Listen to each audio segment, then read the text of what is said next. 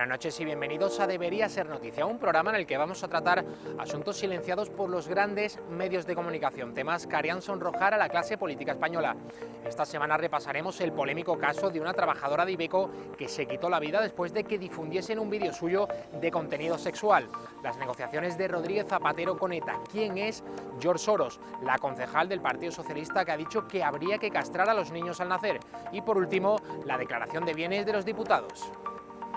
Hola a todos, soy un tío blancuetero y hoy quería hablaros sobre el suicidio de la chica de Iveco, los linchamientos en las redes y la naturaleza de las personas que practican estos linchamientos. Y es que los hechos, que ya casi todo el mundo conoce, pues giran en torno a una mujer de 32 años llamada Verónica, madre de 2 hijos, que trabajaba en la planta de Iveco de San Fernando de Henares y que se acabó suicidando después de que una grabación íntima de contenido sexual llegara hasta su marido después de haber estado circulando varios días entre sus compañeros de trabajo. Según ella misma dijo, en su entorno cercano podía ver cómo había gente que desde la otra punta de la fábrica pues iba a su puesto de trabajo para ver quién era la mujer famosa del vídeo. Y finalmente, tras varios días circulando estas grabaciones, pues acabarían llegando hasta su marido, al que le provocó una crisis de ansiedad, y finalmente pues la mujer no pudo soportar la presión y decidió acabar con su vida. Y la verdad es que no tengo ningún especial interés en ahondar en los prolegómenos de esta historia, ¿no? Que me parece trágica y escalofriante a partes iguales. Lo siento por la víctima y desde aquí, puesto que voy a hacer un vídeo relacionado con el tema, no puedo sino mandarle el pésame a familiares y allegados de la fallecida. Y en estos casos, pues cada persona es un mundo y cada reacción de cada uno de los afectados pues pertenece a una cosmovisión muy determinada. Y una de las más complejas probablemente es la que se puede desarrollar en un ambiente de trabajo. Todos observamos el caso desde la óptica moral superior del que mira desde fuera y el que proyecta el ideal de persona sobre los demás, un ideal de persona que rara vez se ve reflejado en cada uno de nosotros, pero que no dudamos en exigir al resto de los mortales. Me pregunto cuántos de estos que van dando ahora mismo clases de moral por las redes, cuántos de estos, si este episodio sucediese en la cotidianidad de sus oficinas y tuviesen la oportunidad de ver y compartir un vídeo de contenido sexual de Martínez, ese trepa y envidioso, o de la pedazo dictadora e hija de puta que tienen como jefa, ¿cuántos de estos que ahora señalan e insultan no caerían en lo mismo que cayeron la mayoría de los trabajadores de Iveco? Por ejemplo, pensando en mi antigua empresa, me pregunto qué pasaría si pululase por ahí un vídeo del cabrón de mi ex jefe vestido con taparrabos en una fiesta de cuero y dejándose azotar por un señor vestido de ángel del infierno. Seguro que ese vídeo no se hubiese compartido entre los compañeros entre risas y chascarrillos, vamos, estoy convencido. Y no puedo dejar de observar cierto componente cínico e inquisidor en las formas en las que se ha revelado la gente ante este asunto en las redes sociales. Y estaría bien que este caso sirviese como detonante para echar algo de luz sobre la triste realidad terriblemente opaca que rodea los suicidios en nuestro país, y que en 2017 causó 3.679 muertes y que es la principal causa de muerte externa en España. 2.718 hombres y 961 mujeres. Por desgracia, es un tema que está alejado de la agenda mediática y al que pocas veces se refiere nuestra clase política, así que apenas se investiga pese al dolor que produce todos los años en miles de familias en España. Y puesto que a nadie le importa, podemos concluir que el interés por investigar el fenómeno y por reducir estas cifras pues es prácticamente nulo, ya que no habría medallas que colgarse. Y solo pintorescos casos como el de Verónica pues atraerían la atención nacional, no porque se trate de un suicidio, sino por el desagradable contexto en el que se dio del que se puede extraer combustible para ciertos movimientos ideológicos y para buscar culpables a los que poder señalar y linchar. Porque nuestra reacción inmediata a esto es, evidentemente, buscar culpables en el otro. La culpa es del que filtró el vídeo, la culpa es de los que luego lo compartieron, la culpa es de los que lo recibieron, la culpa es de los que simplemente lo vieron. Una situación ideal, porque de lo que no hay ninguna duda es de que la culpa no fue nuestra. Pero el resto sí que son culpables, específicamente todos los trabajadores de Iveco, que es una empresa que se antoja con más desalmados e impresentables por metro cuadrado que el resto de empresas de España. Qué cosa más curiosa que todos se concentrasen ahí, macho. Así, por ejemplo, Sonia Vivas zanjaba en un tuit: el 80% de los trabajadores de Iveco había tenido acceso al vídeo sexual de su compañera. El 80% de 2.500 trabajadores no hizo nada para evitarlo. La responsabilidad moral de esta muerte tiene 2.000 nombres y apellidos. Por favor. Y también hemos visto otros artículos en distintos medios escritos por personas ungidas que levitan por encima del resto de los mortales. Por ejemplo, Carme Chaparró escribía lo siguiente: Verónica no ha muerto, Verónica no se ha suicidado, a Verónica la han matado entre todos. Y poco después nos regalaba otra frase lapidaria: la han asesinado los que difundieron el vídeo, los que lo vieron, los que lo recibieron y los que no hicieron nada para pararlo. Otra noticia de Opinión del Mundo nos regalaba el siguiente titular: ningún espectador del vídeo de Iveco es inocente, por lo que deducimos que todos los que sí lo vieron pues serían en efecto culpables. Y el problema al final radica en que pretendemos plantear un código moral perfecto que responde al ideal que nos gustaría ver en nosotros mismos a todas horas y que también nos gustaría proyectar en las masas. Y se trata de un baremo moral muy alto el que intentamos imponer en las masas. Es tan alto de hecho que rara vez llegamos nosotros mismos. Por eso luego pecamos pasamos muchas veces de lo que exigimos en el resto. Con esto lo que muchas veces sucede es que miramos a la realidad desde el lugar donde nos gustaría que estuviese, no desde el lugar donde realmente está. Claro, si todos se comportasen como tu perfecto yo, pues la gente no sería cruel, la gente no sería violenta ni mezquina, la gente no se pasaría vídeos sexuales de terceros y por supuesto no habría ni robos, ni asesinatos, ni violaciones, ni nada de esto. Y aspirar a un código ético y moral fuertes para no caer en lo anterior, pues me parece algo fundamental. Pero pretender que todo el mundo responda a estos cánones y actuar como si así fuese, pues me parece una absoluta insensatez propia de gente que vive en sus mundos de fantasía. E indiscutiblemente, cuando hablamos de fantasías, no podemos dejar de mencionar que nuestro feminismo institucional, nuestro feminismo hegemónico, no iba a dejar perder la oportunidad de instrumentalizar una nueva víctima en su particular campaña contra el heteropatriarcado y la cultura machista. Y en efecto, Verónica pues es otro número más que sirve para hinchar las cifras de esta violencia machista insoportable. Porque lo bueno de una ideología como esta es que tampoco tienes que quebrarte demasiado la cabeza para encontrar culpables. Así, referentes culturales de nuestro tiempo como Barbija Puta cargaban sus tintas de la siguiente forma: no fue un suicidio, fue un asesinato. Y escribía en el artículo: si un vídeo de carácter sexual puede llegar a una persona a suicidarse de vergüenza, de miedo y de ansiedad, no hace falta decir que esa persona es una mujer. Este tipo de prácticas vuelven a cebarse con las mujeres porque son ellas de las que se vengan los hombres.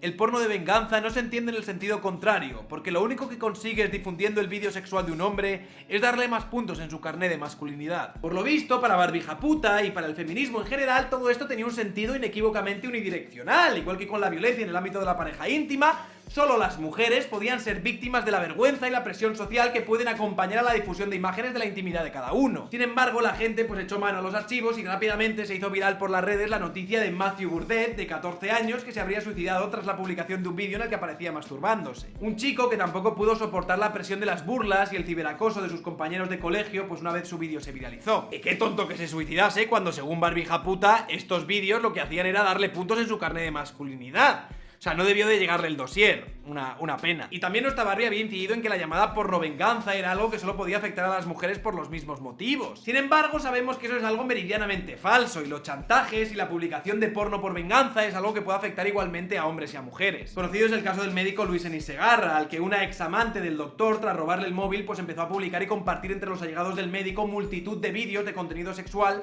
en el que aparecía el propio Luis Enis manteniendo relaciones sexuales con compañeras y pacientes. Vídeos que, aparte de darle puntos en su carné de masculinidad, pues provocaron el despido fulminante del lugar en el que trabajaba. En 2017 también podíamos leer un artículo en El Confidencial que nos hablaba del fenómeno de la sextorsión que se daba en Facebook y en otras redes sociales y que afectaba principalmente a hombres, que eran cuentas falsas de supuestas mujeres atractivas que te agregaban y se ponían a hablar contigo y se ponían a intimar y te empezaban a mandar supuestas fotos de ellas en su intimidad, y a cambio te pedían pues que tú les mandases a ellas fotos en tu intimidad, y si eras tan estúpido de mandárselas, pues a partir de ahí te empezaban a extorsionar. Es una lógica un poco absurda esto de extorsionar a alguien por algo que en realidad solo les da puntos en su carnet de la masculinidad.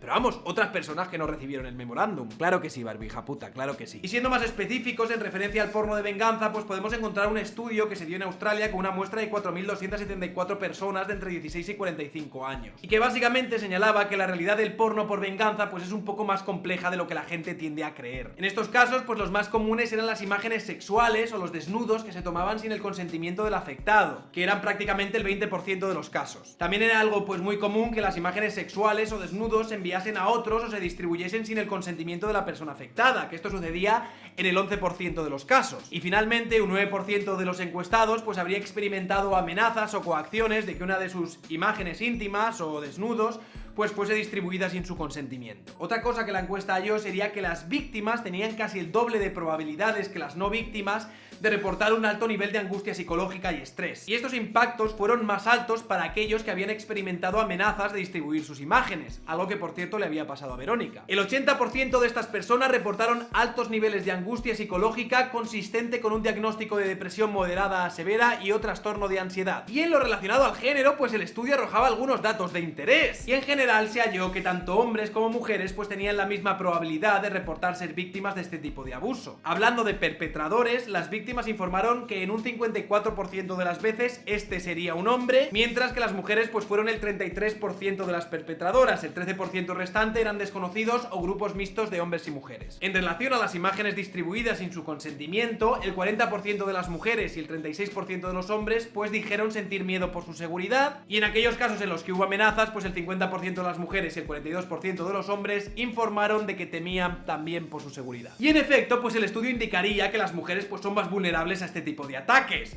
Pero desde luego no se trata del insoportable discurso rancio y totalista que nos cuentan feministas con barbija puta a la cabeza. Y hay algo que sí que tengo que reconocer, y es que el relato cultural que hay alrededor de nuestra sexualidad nos afecta de forma distinta a hombres y a mujeres. Y recuerdo una anécdota de un amigo que me contaba la historia de cómo una vez que salió de fiesta, pues una chica que era conocida suya se las había arreglado para subir a su casa con la excusa de que no tenía otro lugar donde quedarse a dormir. Y bueno, y se le metió en la cama y empezó a meterle mano y empezó a besarle, y mi amigo, que no quería nada con ella, pues incluso llegó a fingir que estaba enfermo yendo al baño varias veces para ver si la chica le dejaba en paz. Pero al final pues no se dio y la chica acabó practicándole sexo oral muy a su pesar. Y la cosa es que para mi amigo, aunque en el momento en el que eso habría sucedido, aquello habría sido un incidente pues bastante desagradable, cuando me contaba la historia, la contaba sin demasiada importancia y en un tono de risas. O sea, desde luego no vivía traumatizado, y creo que este sí que es un privilegio de cómo viven muchos hombres su sexualidad. Porque si una historia similar hubiese pasado intercambiando los sexos, personajes como Barbija Puta o todas las centinelas de los valores de la pureza femenina, pues ya habrían puesto el grito en el cielo y habrían señalado este incidente como una más que clara agresión sexual. De eso no hay ninguna duda. Hablaba algo con Leire, que creo que lo desarrolla a la perfección en Prohibir la manzana, que era alrededor del conflicto que tiene el feminismo con la sexualidad femenina. El feminismo institucional, el feminismo cultural, el feminismo de barbijaputas no le permitiría jamás a una mujer sacudirse el relato alrededor de una experiencia sexual desagradable de la forma que lo hizo mi amigo. Jamás. Al contrario, el que impera es el relato de la eterna victimización femenina, ¿no? Hasta el punto de que si esto le sucediese a una mujer, probablemente se sintiese incluso mal si no experimentase que un incidente así no le afectase de la forma en que otros le dicen que le debería de afectar. Y el feminismo que abandera las barbijaputas pues entiende la sexualidad femenina como una forma insoportable de cosificación masculina. Y reproducir esta sexualidad en claves heterosexuales pues sería bailarle el agua, por así decirlo, al terrible heteropatriarcado, ¿no? Así las mujeres pues no son prostitutas, sino que son prostituidas, y el porno, pues lejos de conectar a las mujeres con una sexualidad que tiene una influencia enorme sobre los varones, es al contrario pues una vulgar forma de humillar mujeres. Y perdonad, pero al final los que reproducen este modelo de feminismo son tan cómplices del suicidio de esta chica como los que señalan y comparten los vídeos de una mujer que expone su sexualidad a partir del relato cultural del que las otras participan. Y al final lo que sois pues es las guardianas de los valores alrededor de la pureza femenina que luego los machistas utilizan para humillar a las mujeres que deciden saltárselos. Por lo que lo siento mucho, barbija puta, pero el relato que tú sostienes también sería cómplice de incidentes como el que ha sucedido con Verónica. O sea, no hay prueba más palpable de la crueldad y la mezquindad humana que lo que sucede en redes como Twitter de forma diaria. Claro, muchos de estos ungidos que se tienen a ellos mismos en el lugar de los justos y los buenos, pues no son conscientes de que ellos muchas veces participan de esta maldad humana por mucho que la disfracen de virtud. Y es curioso que los que más se mesan los cabellos por el acoso y las vejaciones que habría sufrido Verónica en su entorno laboral son muchas veces los que participan o promueven de forma más activa distintas formas de linchamientos en las redes sociales. Siempre linchamientos en nombre del bien, por supuesto. Y al final son gente que se cree que levita sobre las aguas y que no es consciente de su propia maldad, y que se abanderan de lo que entienden como una causa noble para reproducir su crueldad y su malicia sin tener que sentirse mal al respecto. Al contrario, se sienten bien y creen que actúan en nombre de la bondad y la justicia. Y eso es lo que les hace ser los más peligrosos. Todo ello, por supuesto, arropado por el grupo convertido en jauría. Y voy a terminar con un texto que leí hace poco a una gran pensadora, que es el siguiente. Creo que ahora, más que nunca, debemos fomentar a los individuos críticos contra los fenómenos de masas. A las personas que no participan en las humillaciones públicas y que anteponen el cultivo de la grandeza humana al temor de la soledad. Son batallas que tenemos que jugar solos y que tenemos el deber de pelear por todos aquellos que conquistaron estas cuotas de libertad que hemos heredado, por nosotros mismos y los que vengan después. Nos llevó a la ruina, enfrentó a los españoles, traicionó los valores nacionales y destruyó la paz y la concordia. No estoy hablando de Franco, hablo del ser más indigno que ha parido la política española, un señor que durante los 7 años de su gobierno es imposible recordar nada bueno que haya hecho en beneficio de los ciudadanos. Y aún así, gracias al blanqueamiento de la mayoría de los medios de comunicación, es recordado como uno de los mejores y para muchos el mejor presidente que ha tenido este país. Hablo por supuesto de José Luis Rodríguez Zapatero, el germen de todo lo que vivimos hoy. La persona que sembró la la semilla del odio y que luego se fue de rositas y con el rabo entre las piernas. La persona que ha creado toda una generación de zombies rellenos de ideología y sin capacidad de análisis ni crítica y que ha conseguido que de nuevo vuelva a gobernarnos, en esta ocasión con su copia de AliExpress, Pedro Sánchez. Zapatero pasará a la historia como el presidente por accidente, o mejor dicho, por atentado, de ser un don nadie por el que nadie daba un duro a convertirse en jefe del Ejecutivo del Gobierno de España. Vamos, lo mismo que le ha pasado a Pedro Sánchez. Hoy hablaremos sobre qué ha significado este insidioso personaje para la política española y su historia reciente, cómo ha llegado al poder, cómo nos hundió en la mierda y, por supuesto, el mayor escándalo de la democracia que han silenciado todas las televisiones, las actas de ETA, donde ZP vende España al precio de saldo. Guerra de Irak, Prestige, A42... Los socialistas estaban intentando todo para volver al gobierno, pero no había manera. Las últimas encuestas antes de las elecciones seguían dando una abrumadora mayoría al Partido Popular, y en muchas de ellas hasta mayoría absoluta. Y por fin llegó la estocada final. El 11 de marzo de 2004 el PSOE vio por fin que su sueño estaba a punto de cumplirse. Jamás en la historia de España se ha visto un uso tan repugnante de los muertos en un atentado. El PSOE usó absolutamente todas sus armas, y no lo digo en forma literal, o sí, para hacer caer de una vez al Partido Popular. Zapatero era un joven desconocido en el partido, por el que nadie daba un duro, y fue, junto a Rubalcaba, el artífice de aquellos 3 nefastos días en los que se rebasaron todos los límites morales. 11 de marzo de 2004. Explotan sendas bombas en Atocha, El Pozo y Santa Eugenia, en Madrid. Ahí comenzó todo. Los grandes errores de Aznar fueron dos. Uno, no suspender las elecciones, y segundo, el trasladar a la opinión pública todas las pocas investigaciones que se habían hecho las 24 horas primeras cuando todo apuntaba a ETA. Y posteriormente, cuando se demostró que no era así, seguir insistiendo en que habían sido ellos. Todo el mundo concluyó que el autor había sido Al Qaeda. ¿Por qué? Pues nadie lo sabe. Así se quiso plasmar en la chapucera versión oficial. Los enigmas del 11M son tantos que a los que nos atrevemos a dudar de las chapuceras pesquisas nos tachan de conspiranoicos. Hay gente que ve normal que los trenes, las únicas pruebas físicas que darían para un peritaje de años, se destruyeran a las 48 horas del atentado. Hay gente que ve normal que se encontraran cintas del Corán perfectamente colocadas en la furgoneta de los supuestos terroristas que se inmolaron en Leganés. Todo muy normal. Me imagino a los terroristas grabando cintas con versículos del Corán para...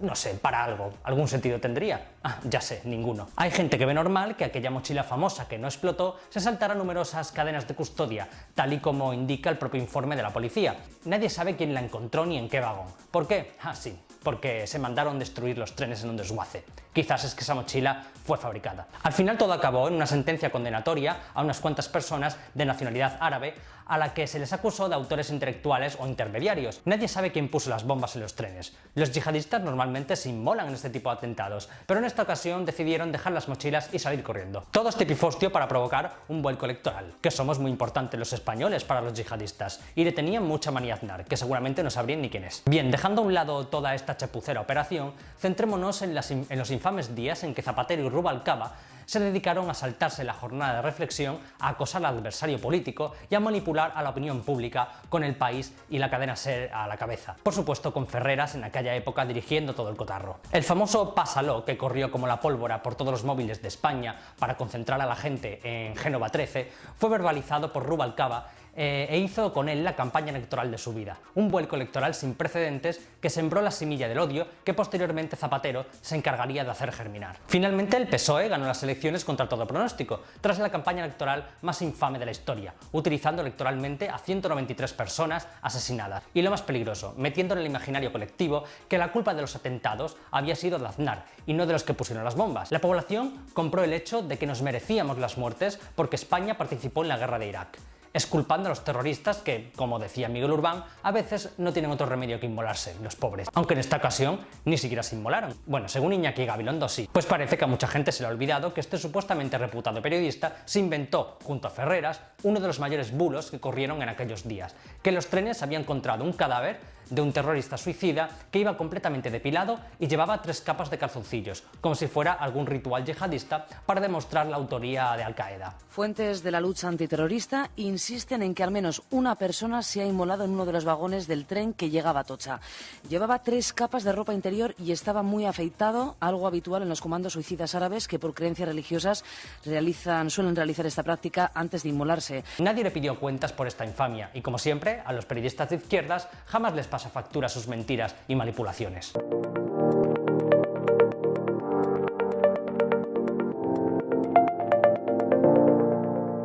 El Partido Socialista, con Zapatero y Rubalcaba a la cabeza, manipuló como de costumbre a toda la opinión pública y también nos hizo creer que una sentencia basada únicamente en indicios y en pruebas circunstanciales como fue la del 11M concluía sin ninguna duda que los autores del atentado habían sido los yihadistas. El PSOE, una vez más, había decidido alterar la convivencia y enfrentar a los españoles. Lo llevan en los genes y en esta ocasión contaban con José Luis Rodríguez Zapatero, un ser sectario donde los haya, criado en las mismísimas cloacas del Estado y un alumno aventajado de Alfredo Pérez Rubalcaba. Comenzaba la era Zapatero y el fin de España tal y como la conocíamos. El PSOE había vuelto. 8 años pasaron desde el felipismo para que el PSOE volviera con más fuerza e implantar la batería de leyes ideológicas que nos metieron a cucharón para adoctrinar a la población y, por supuesto, un sinfín de medidas compravotos para crear una red clientelar que les permitiera perpetuarse en el poder. Puro socialismo. La primera medida de Zapatero, nada más llegar a la Moncloa, fue retirar las tropas españolas de Irak, lanzando al mundo y a los terroristas un mensaje de concordia. El de terroristas sanguinarios, lo sentimos mucho, no volverá a ocurrir, por favor, no nos matéis. Bien, hasta aquí todo correcto. Acto seguido vino lo que desembocó en el mayor déficit jamás conocido en España, la derogación de la Ley de Estabilidad Presupuestaria de Aznar, que dio vía libre al endeudamiento de las administraciones públicas. Nada menos que un 11% de descuadra en la caja, es decir, de déficit. En otras palabras, se dejaron de ingresar 110.000 millones de euros. El maravilloso y keynesiano Plan E, que costó 13.000 millones de euros de dinero público y consiguió crear la friolera de 6 puestos de trabajo por cada millón de euros invertido.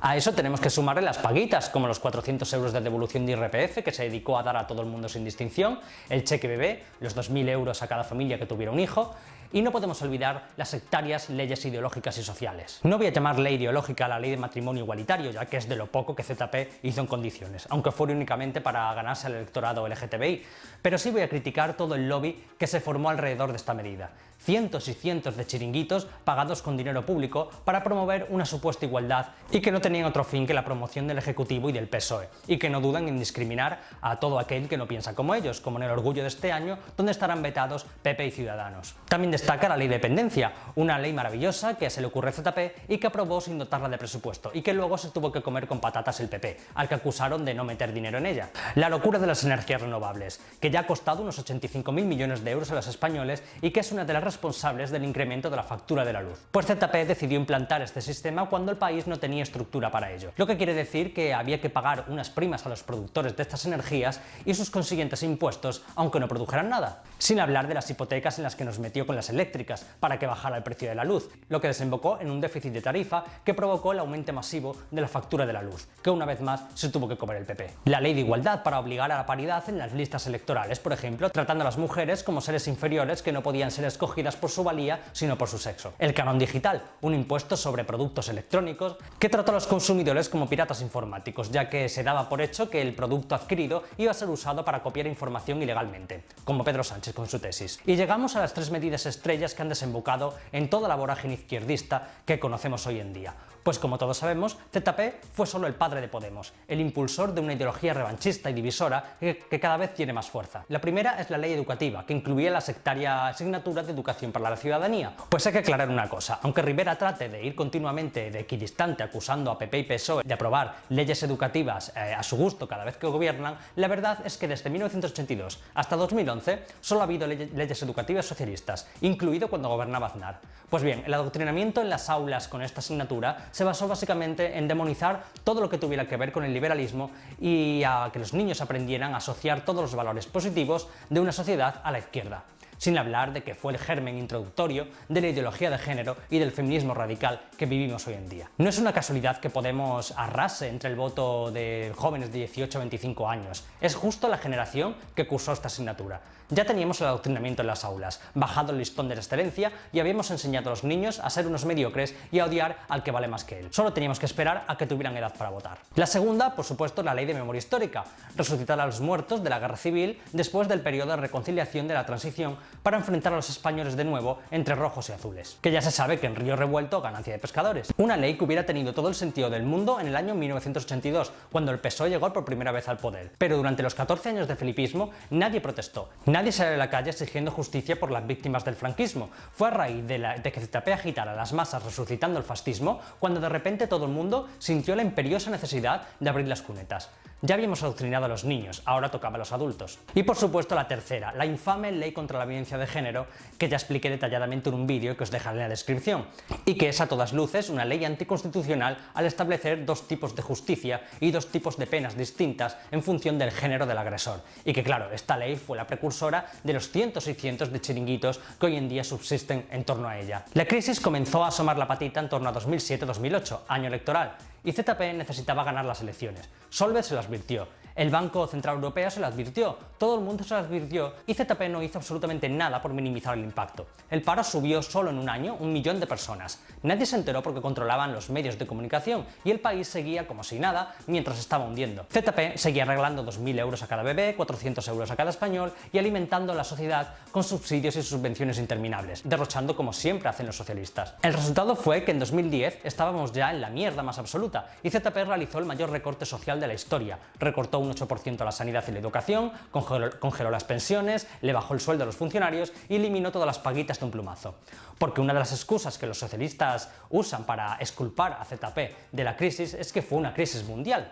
Sí, fue una crisis mundial, pero ZP fue el culpable absoluto de que España se hundiera más que otros países. Porque claro, si la crisis fue igual en todo el mundo, ¿por qué la gente se iba a trabajar a otros países? A la gente ya se le ha olvidado y han decidido votar de nuevo al PSOE, esta vez con Pedro Sánchez a la cabeza, que ha prometido plagiar de nuevo, pero esta vez en lugar de una tesis a su amigo Zapatero. Después de hundirnos en la miseria y mandar al paro a más de 3 millones de personas, ZP convocó elecciones y huyó como una rata, para que se comieran el marrón los de siempre.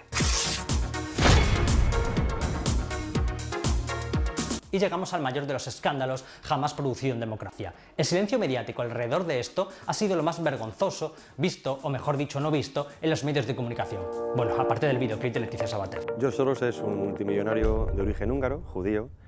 Digo esto de judío porque nada tiene que ver con el judío tradicional religioso, sino que digamos que forma parte de la corriente ultraliberal del judaísmo. En esto él se define como ultraliberal en lo económico y ultraprogresista en lo político.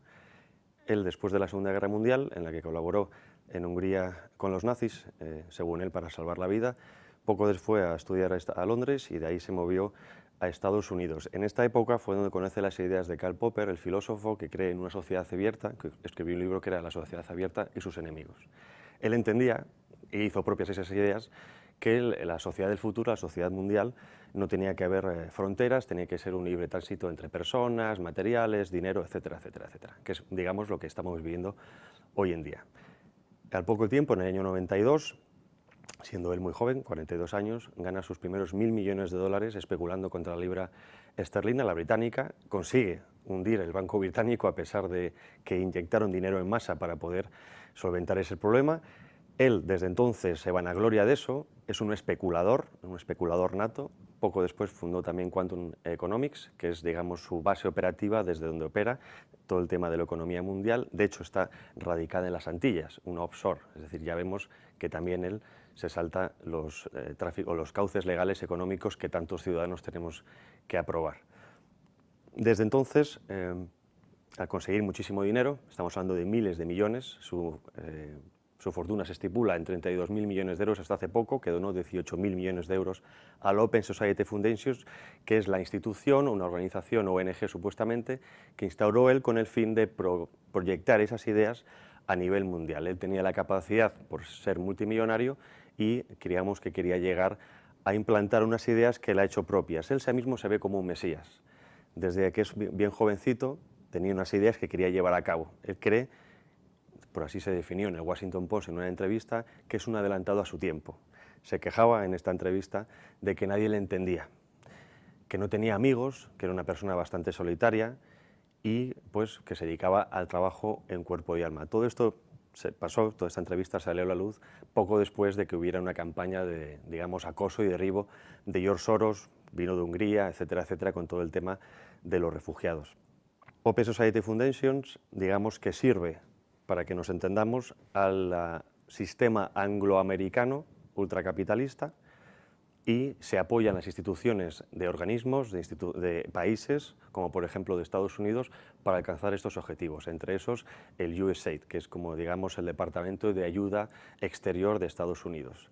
También se sirve de otras ONGs, de otras fundaciones, implantadas en ciertos territorios que consiguen un poder político concreto, que desestabilizan los países y con el que es capaz de llegar a ciertos políticos. Esto, por ejemplo, lo hemos visto recientemente en Cataluña, que parece que siempre nos dijeron que era causa o culpa de Rusia, pero esto era precisamente la contrainformación que intentaban ellos introducir en los canales informativos para que no se supiera realmente quién estaba detrás. ¿Cómo lo han hecho? Precisamente Cataluña, desde hace 40 años, ya no es un régimen centrista, precisamente a través de las autonomías españolas, y consigue empezar a crear estructuras paralelas de Estado. Estas estructuras paralelas, lógicamente, tienen vida propia y buscan un objetivo que era la secesión de Cataluña. En este aspecto, a George Soros les interesa la destrucción de las identidades nacionales. Él mismo ha dicho, en el caso de Europa, que es necesario destruir las identidades nacionales europeas para conseguir el nuevo orden mundial.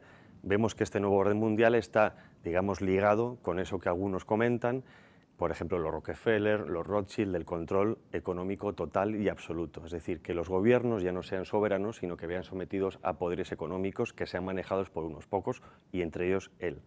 Se dice que, lógicamente, gran parte de su éxito viene por esta unión entre los Rockefeller, los Rothschild, el apoyo económico que ha tenido detrás.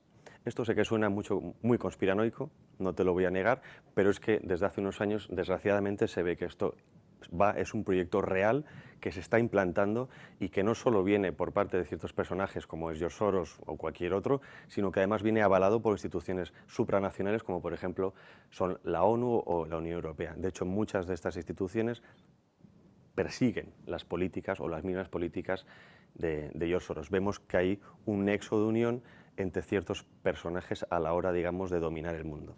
El Euromaidán en Ucrania, el Líbano, Egipto, Túnez, Georgia, infinidad de lugares donde parece que hay conflictos fortuitos, pero que son buscados por la Open Society Foundations de George Soros. ¿Cómo se buscan estos conflictos?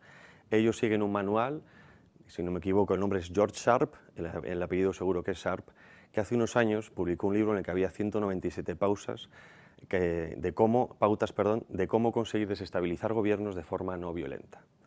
Esto, por ejemplo, también se ha visto en Cataluña. De hecho, hay dos investigadores españoles que han reconocido que hasta el 63% de estas herramientas de Sharp se aplicaron durante el proceso de secesión de Cataluña, que gracias a Dios no se ha ido de adelante.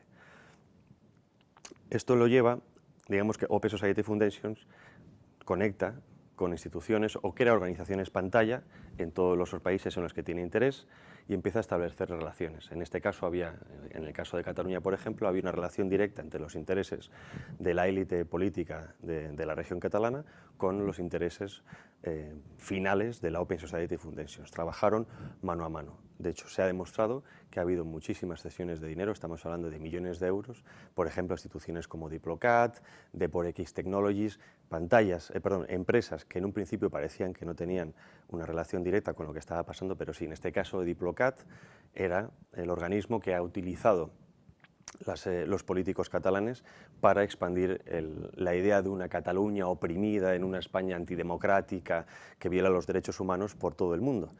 Que esto empezó con Artur Mas, se empezó a potenciar y vimos los frutos con Puigdemont. Se dicen muchas cosas de George Soros, pero en el fondo es una persona, es decir, tiene sus sentimientos, tiene sus intereses. Muchas veces es cierto que el mensaje que propone es un mensaje que es difícil estar en contra. Protección de derechos humanos, protección de las minorías, promover la igualdad del ser humano, etcétera, etcétera, pero esto lógicamente lo hace para intentar que su mensaje llegue a más gente, un mensaje buenista, pero después, como todo ser humano, siempre detrás hay una intención personal, una intención, digamos, en este caso, egoísta, que es conseguir lo que él quiere, que es la destrucción de las identidades nacionales para que el tránsito económico sea absoluto. No es fácil seguir este rastro, pero se ha demostrado poco a poco. Él, como he dicho antes, lo que quiere es potenciar ese lado angloamericano y hace todo lo posible para infectar el flujo de noticias para que nadie entienda de dónde viene. El caso, por ejemplo, es el de Rusia. Se ha dicho, por activa y por pasiva, la injerencia de Rusia en muchísimos gobiernos europeos. Y eso es cierto que, lógicamente, a Rusia, cuanto más esté debilitada la Unión Europea, y en este caso la OTAN, mejor para él. Pero tampoco es cierto que a Putin en este caso le interese destruir Europa, porque es un mercado natural, lo que se llama la proyección de Eurasia. De hecho, precisamente por las sanciones que nos obligaron a imponer en Europa desde Estados Unidos contra la Rusia de Putin, España perdió más de 400 millones de euros, que si sumamos esos 400 millones de euros a los que se está perdiendo actualmente por el Tratado de Libre Comercio con Sudáfrica, con las naranjas, estamos viendo que se suponen casi 1.000 millones de euros en pérdidas a la agricultura española. Eso en nuestra economía es difícil de soportar. ¿Cómo consigue desestabilizar los países George Soros, aparte de con la entrada de estas ONGs, digamos? Lo que busca son 4 puntos principales. Primero, crear una ilusión de que el gobernante es un mal gobernante. Esto pasó, por ejemplo, con Mariano Rajoy. Había que echar a Mariano Rajoy como fuera. Después, movilizar a la sociedad con una causa, ya sea ficticia, creada en laboratorio o real. Confrontar a la sociedad con las élites o, digamos, con sus gobernantes. Que parezca que no es violento, aunque luego sí sea violento. Y luego, por supuesto, todo esto conlleva a un enfrentamiento, que parece que no es violento, pero lo es. Es decir, en el caso, por ejemplo, político con Cataluña, que ahora estamos viviendo el caso del juicio por el 1 de octubre, vemos continuamente cómo los que están hablando dicen que era pacífico, que era pues, democrático, etcétera, etcétera. Son palabras clave que parece que con eso van a acabar con toda disidencia, pero no es así. Porque al fin y al cabo ha habido una violencia en las calles, ha habido una violencia política, se ha extorsionado y se ha violado, digamos, el espacio personal de los agentes o los policías que también están yendo allí, se ha acosado a jueces, se ha acosado a personalidades, se ha acosado a periodistas, y entonces lo que se quiere es crear una disensión interna que permita después, por ejemplo, plantear soluciones a esos problemas previamente creados. En la política no hay nada fortuito y desde que gobierna quien gobierna, esto se ve así. Nada es fortuito, nada de lo que nos pasa es de la noche a la mañana, porque sí, todo es un plan proyectado.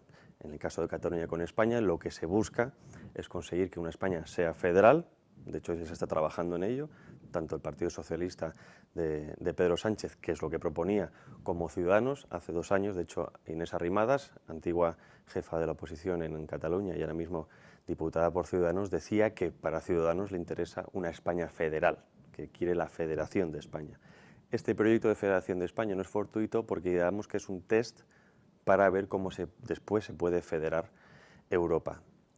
La consecución de la Unión Europea, desgraciadamente, no es el libre comercio entre estados soberanos, sino la destrucción de estos estados soberanos para que la burocracia europea maneje a su antojo a las poblaciones.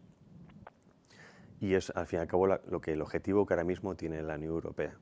Por eso vemos cómo, en vez de echar hacia atrás con problemas como el Brexit, que fue una llamada de atención a la política europea, fue más un salto adelante. Se potenció más la inmigración masiva, se potenció más la inclusión económica de los países miembros, se potenció más la ideología de género, se potenció más todo tipo de leyes que destruyen o socaven la moral de un país. ¿Qué tiene que ver George Soros en la inmigración? George Soros quiere la destrucción de las identidades nacionales, y uno de los métodos para destruir estas identidades es destruir la homogeneidad racial o, digamos, social de los países. Con esto que no se me entienda como racista, sino quiero decir que históricamente los estados-nación se han conformado con poblaciones muy homogéneas racialmente o, digamos, genéticamente. En este caso, por ejemplo, España tiene casi hasta un 96% de igualdad de ADN mitocondrial con el resto de Europa. Es decir, que Europa es muy homogéneo precisamente a través de siglos de guerras, de invasiones, etc. Genéticamente es muy homogéneo. Y esto había que romperlo, como se rompe con la inmigración masiva. ¿Qué tiene que ver George Soros con esto? Se ha demostrado que George Soros ha financiado ONGs como Open Arms, entre muchas de ellas, que favorecen el tránsito ilegal de personas. Esto lo estamos viendo todos los días. La gente que viene, desgraciadamente, a buscar supuestamente un mundo mejor, lo que se encuentra es en muchas ocasiones un mundo peor del que venía. Se separa al inmigrante de su país de origen y se le fuerza a ir a un país que no tiene nada que ver con el suyo, por un supuesto mundo mejor, con el que tampoco se encuentra a gusto, no se encuentra incluido culturalmente. Esto también lo estamos viendo con musulmanes de segunda o tercera generación, como cuando se les pregunta si se sienten españoles o europeos, dicen que no, que ellos son musulmanes, tunecinos, etcétera, etcétera. Esta inmigración, además de servir para los intereses capitalistas ultraliberales, porque lo que hace es bajar el salario de los trabajadores nacionales, lo que crea también es un problema interno de cohesión social.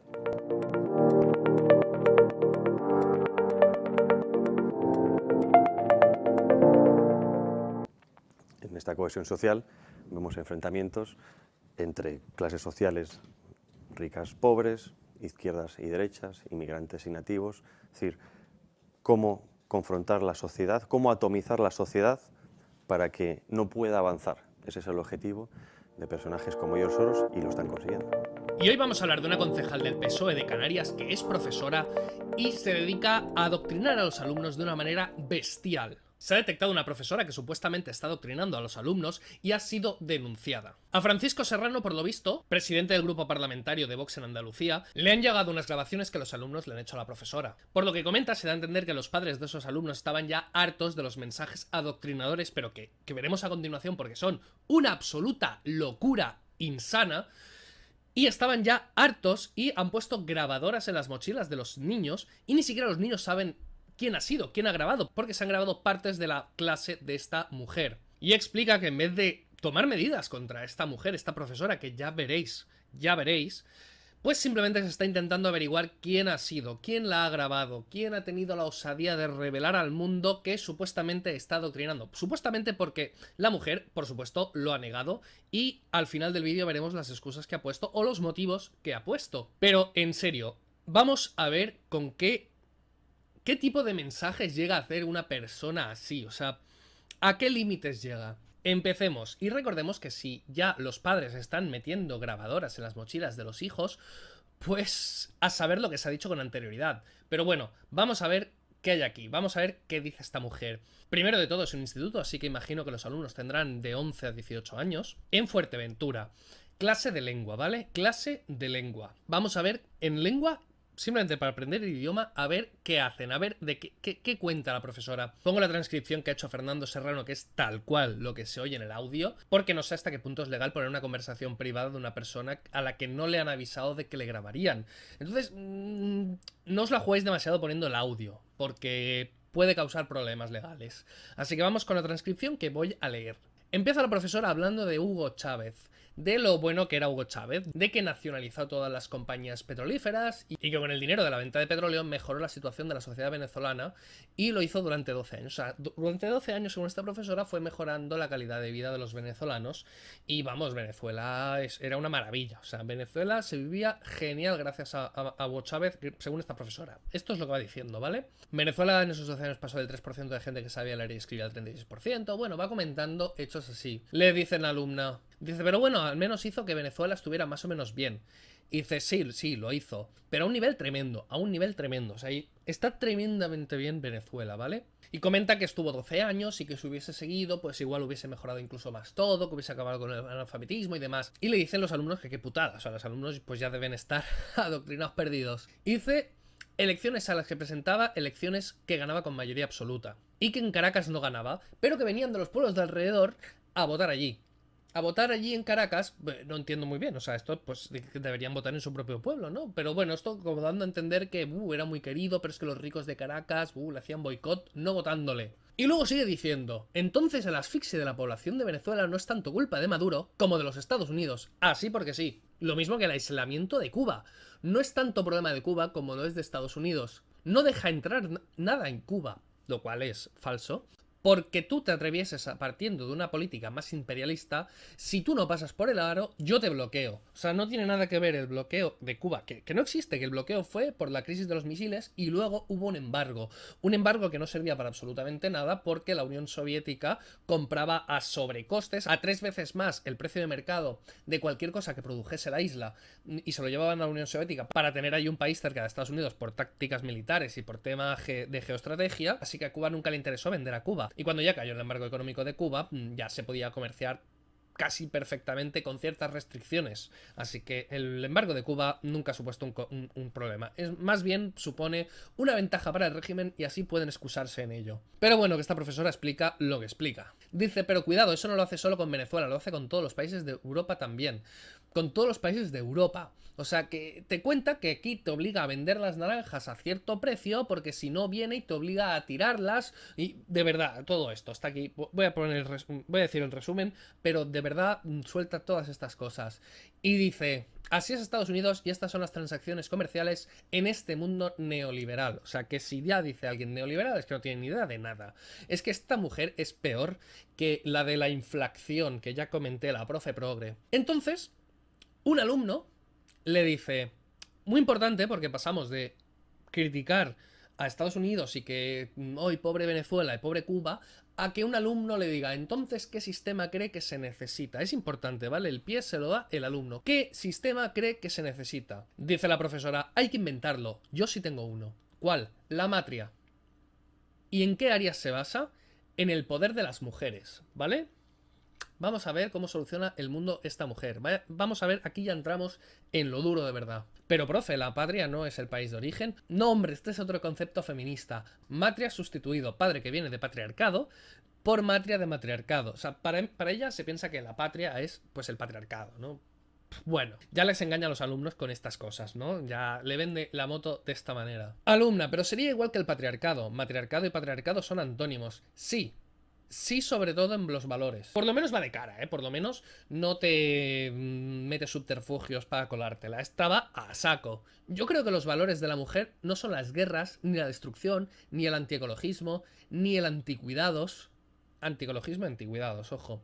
Quiero un mundo ecológico, un mundo no violento, un mundo no imperial, un mundo en contacto con la naturaleza. Vamos, que ella se piensa que todo esto tiene que ver con los hombres, que las mujeres jamás entrarían en guerra y las mujeres, bueno, serían happy flowers, porque Margaret Thatcher era totalmente lo que está describiendo. Margaret Thatcher y la reina de Inglaterra, que coincidieron las dos, eso, vamos, eso era...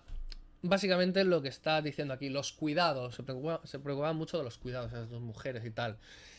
Ay, vaya tela. Ojo, ojo, porque el patriarcado te exige ganar dinero, te exige tener un coche mejor que los demás, te exige, vamos, ligarte a no sé quién, porque la competencia intersexual solamente existe en el hombre, ¿no? No hay 200.000 experimentos demostrando que en las mujeres la competencia intersexual es igual o mayor que en los hombres. Alucinante, alucinante, y en un montón de especies, o sea, es impresionante. Como todos imaginaréis, bueno, las declaraciones de bienes que han hecho, pues normalmente son todas mentiras. O sea, a ver, obviamente declaran lo que quieren, lo que no quieren declarar no lo declaran, lo que quieren pues tienen a nombre de un familiar, de otro familiar, de una sociedad, en el extranjero. A ver, obviamente esto simplemente es un teatrillo, una pantomima, pues bueno, pues para que aquí los ciudadanos creamos que todos son básicamente, o la mayoría, pues así, gente como nosotros, con su hipoteca, que bueno, que tampoco tienen mucho dinero, que al final ellos no están, bueno, pues muy bien pagados, sino que pues tienen que pagar su pisito, su cosa, tal, bueno, como nosotros, bueno, en fin, o sea, una pantomima y una patochada, pero bueno, incluso dentro de lo que han aportado y sabiendo que todo es mentira prácticamente, podemos echarnos unas buenas risas. Y vamos a ello y vamos a ver cómo nos reímos. Pues ya, podemos empezar, por ejemplo, con Juan José Cortez Fernández. Este es el padre, bueno, de esta chica que la asesinaron, que bueno, una lástima, por supuesto, y mi pésame, pero este hombre no tiene desperdicio, este diputado del PP. Este hombre no tiene vivienda, ¿vale? Sin embargo, curiosamente, es un tipo muy curioso, porque curiosamente tiene 3 préstamos de 29.000, 10.000 y 3.000 euros, y luego tiene un Audi A6, un Ford Transit y un Sasian Rodius. O sea, tiene 3 coches, no tiene casa y tiene 3 préstamos. Bueno, a ver, este para el ministro de Economía yo creo que no vale, ¿eh? Y luego tiene otra cuestión, que es que cobra por una pensión de incapacidad permanente absoluta 25.000 euros. ¿Sabéis lo que es una incapacidad permanente absoluta? Es la que no te permite trabajar en nada. Es decir, tiene una pensión por la cual se le pagan 25.000 euros porque este hombre no puede trabajar en nada. Hay incapacidad permanente parcial, que solamente puedes trabajar en algunas cosas, total, y luego ya está, que no puedes trabajar en nada, absoluta, que no puedes trabajar en absolutamente nada. O sea, eres un inválido que no puedes trabajar en nada. Pues este hombre tiene una invalidez absoluta, pero bueno, parece ser que sí puede trabajar en el Congreso de los Diputados, al parecer. Y bueno, y eso, y tiene 3 coches, 3 créditos, y bueno, y como vemos, pues es curioso, gracioso y divertido, pues esperemos que no sea ministro de Economía, porque vamos, no ha debido administrar bien sus bienes. Bien, vamos a ver, luego también podemos aquí reírnos un poquito con Irene Montero. Irene Montero también tiene tela. Irene Montero ha ganado sus 80.000 euritos como diputada. Joder, no está mal Irene, 80.000 euritos. Y bueno, pues decimos, bueno, está bien 80.000 euritos, pero luego tiene, bueno, os dejo luego el enlace a todo esto. Tiene una vivienda en Madrid, una vivienda en Madrid, una vivienda en Ávila, un almacén en Ávila, otra finca en Ávila, otra finca en Ávila.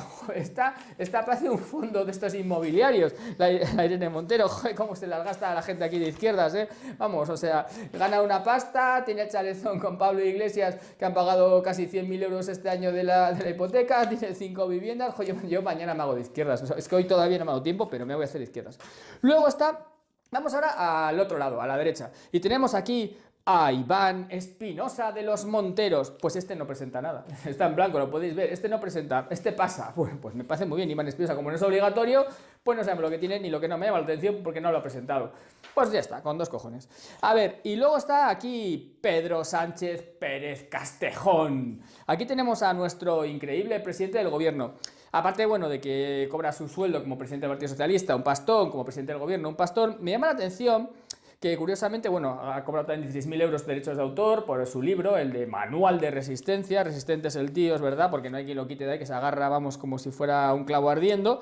Me llama la atención que este hombre tiene un plan de pensiones, curiosamente, de 105.000 euros, o sea, tiene poca fe en la seguridad social, en que vaya a cobrar una pensión, porque tiene 105.000 euros en su plan de pensiones. Luego veremos que otros socialistas pues también tienen muchísimo dinero en planes de pensiones, con lo cual me hace pensar que no tienen mucha fe esta gente en que vaya a funcionar la seguridad social. También me llama la atención porque este hombre, ya sabéis que un presidente del gobierno, por el mero hecho de haberlo sido, aunque sea un día, ya va a tener mínimo más de 100.000 euros de pensión el resto de su vida, más luego 2 empleados, despacho y coche. Eso para siempre. O sea, eso ya es para siempre, siempre, siempre. Entonces, bueno, es curioso porque este hombre va a vivir bien, ¿eh? Esto lo admitimos, ¿sí? Los españoles. Es decir, nos parece bien que un tío, por estar 5 días de presidente del gobierno, como son los políticos, los que ellos mismos se ponen su propio sueldo, sus privilegios, sus prebendas, pues entonces dicen, bueno, pues un presidente del gobierno ya va a tener una pensión vitalicia, o sea, ya para siempre, de más de 100.000 euros, ya por haberlo sido 2 días, y aparte de eso encima va a tener coche, 2 empleados, despacho. O sea, esto es acojonante, y lo permitimos, y nos parece bien, porque como los políticos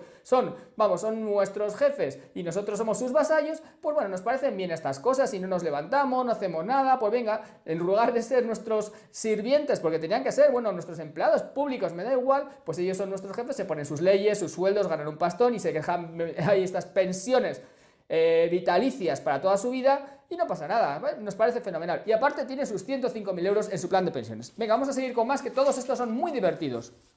A ver, el siguiente que es muy divertido es Santiago Abascal Conde.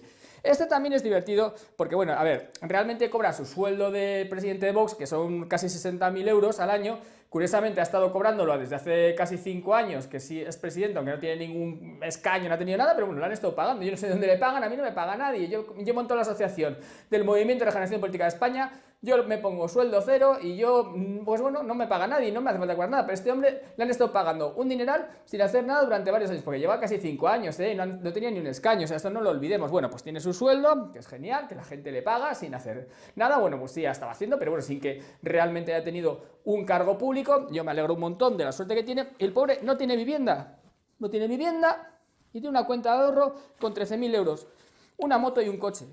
Albert Rivera tiene un par de viviendas, cobra su sueldo de presidente de Ciudadanos, lo del Congreso, de diputado, etcétera.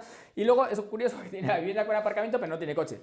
Y claro, no declara coche. Este sí sé porque me hace gracia, porque el otro día salió que le había puesto Ciudadanos, o sea, lo que es el partido político, un Lexus de lujo, que valía como 100 y pico mil euros para él como presidente y tal y cual. Claro, eso no sale ahí, pero es para él, o sea, es que es como el chanchullo de siempre, ¿no? Pero bueno, él tiene un cochazo de AUPA, pero eso no consta aquí y no pasa nada. Bueno, y el pobre, pues bueno, ya decimos, tampoco es que tenga muchas cosas, porque es que estos pobres diputados, ninguno tiene casi nada. Son como los humildes ciudadanos, no sé por qué tienen tanto interés en salir para luego ganar tan poco, no tener bienes, tener hipotecas y vivir tan mal. Ay.